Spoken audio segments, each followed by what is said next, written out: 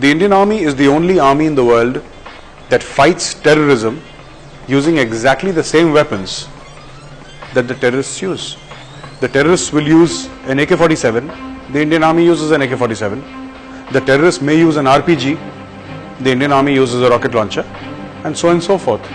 Look at what is happening in our immediate neighborhood. Look at Pakistan.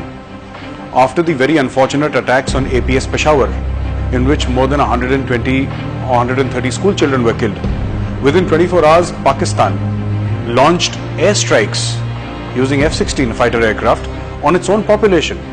Now, these are not accurate weapons. These are not specific weapons. These are area weapons. So you see, no country in the world, including our immediate neighbor Pakistan, including China, we are being more than fair. I think the Indian Army is more than fair. People like Arundhati Roy, they will go to Dal Lake, they will go to Srinagar, they will meet separatists, and suddenly a Kashmir expert is born. And that Kashmir expert has the God-given right to spout nonsense, speak whatever they wish on social media, on mainstream media, and the media is very happy to cover it.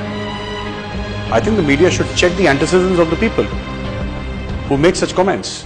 They say that दुनिया में कतील उससा मुनाफिक नहीं कोई जो जुल्म तो सहता है बगावत नहीं करता. It is our moral duty to fight against wrong, and that is what we are doing. We are countering malicious narrative which has been going on for 68 long years.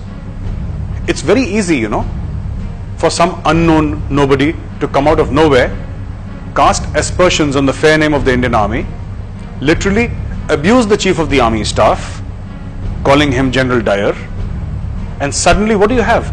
You have stardom for free. Suddenly you become the darling of the left-leaning intelligentsia of this country. You become the darling of certain sections of the mainstream media. And what have you paid for it? You paid nothing. It's free of cost. All you need to do is abuse the Indian Army. And that is what these people have been doing. They must be countered. They have to be countered. I think there is also amongst the Indian bureaucracy, there is this fear of the unknown. They don't understand the Indian Army. It is a highly disciplined force. The Indian Army will not make a loose comment. They will not comment on things which are going on, perhaps an operation, perhaps a problem with the civilian administration. The Army never comments. And I think the silence has been taken for granted by too many people. When the NIA conducted this series of raids across Kashmir, also Sonipat, also Delhi, you can't just have counter-insurgency operations without targeting the source of the funds. How are these funds generated? Because everybody needs to be paid. Nobody is doing it for free. The terrorist who's storming an army camp is not doing it for free. The stone pelter who's throwing stones is not doing it for free. The Hurriyat certainly is not doing it for free. Nobody is doing it for free. It requires vast sums of money.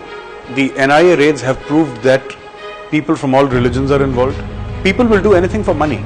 Here, the target is money. So, you have a lot of cattle, goats being brought from Rajasthan into Kashmir because mutton is a very large part of the Kashmiri diet, and also the carpet industry in Kashmir, the dry fruit industry in Kashmir. A lot of these people do invoicing fraud, and that is how money is made.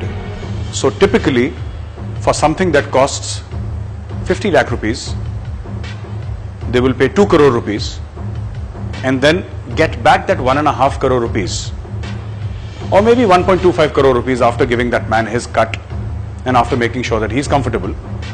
And this money is distributed among terrorist groups. This money is distributed amongst stone pelters.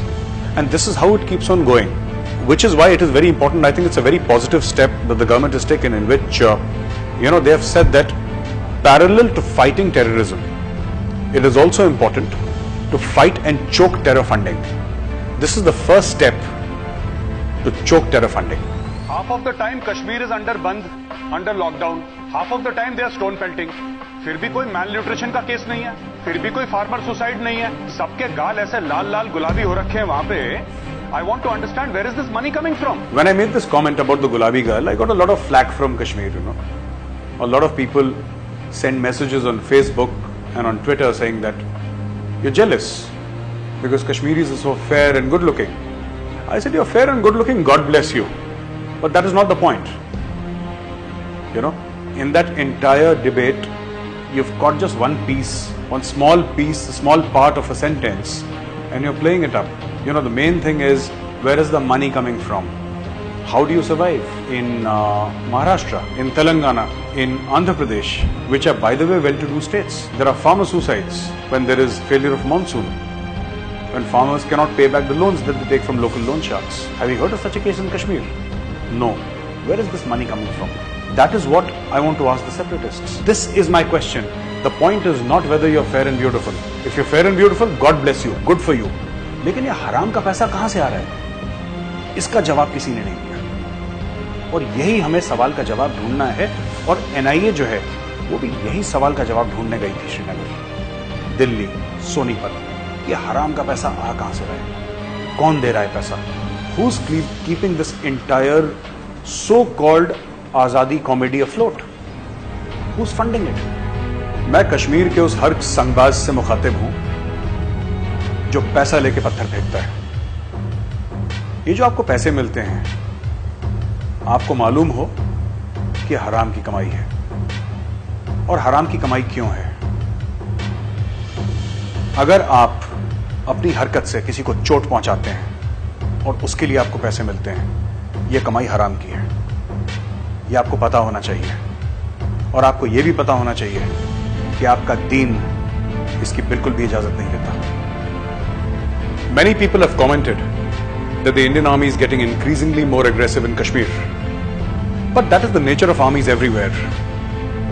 General Bipin Rawat leads 1.3 million warriors. These people, the officers and men of the Indian Army, are trained to kill the enemies of the state. They are not social workers. The Indian Army is the last argument of the state. And the last argument of the state is always like a hammer, because beyond the Indian Army, there is nothing.